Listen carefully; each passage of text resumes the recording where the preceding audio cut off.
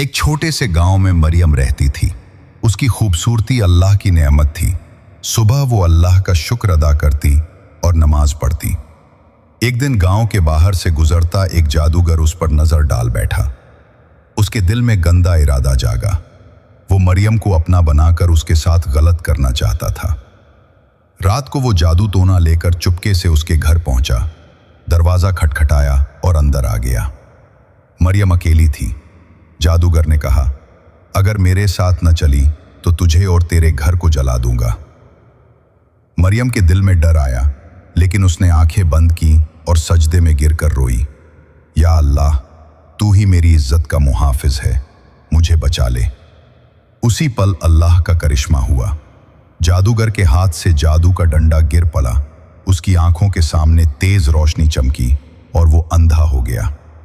उसने चिल्लाया, मेरी आंखें, मेरी ताकत। वो जमीन पर गिर पड़ा और रो रहा था। सुबह गांव वालों ने देखा, जादूगर अंधा होकर पड़ा था। मरियम ने बताया, अल्लाह ने मेरी इज्जत बचाई। जादूगर ने तौबा की और बोला, मैंने अल्लाह की कुदरत को छोटा समझा था। सीख, अल्लाह अपनी बंदियों की इज्जत का खुद मुहाफिज है। जो उस पर भरोसा करे उसे कोई नुकसान नहीं पहुंचा सकता। हदीस मुबारक सहीह मुस्लिम। नबी करीम सल्लल्लाहु अलैहि वसल्लम ने फरमाया, अल्लाह फरमाता है, मैं अपने बंदे के गुमान के मुताबिक हूं। जब वो मुझे याद करता है मैं उसके साथ हूं।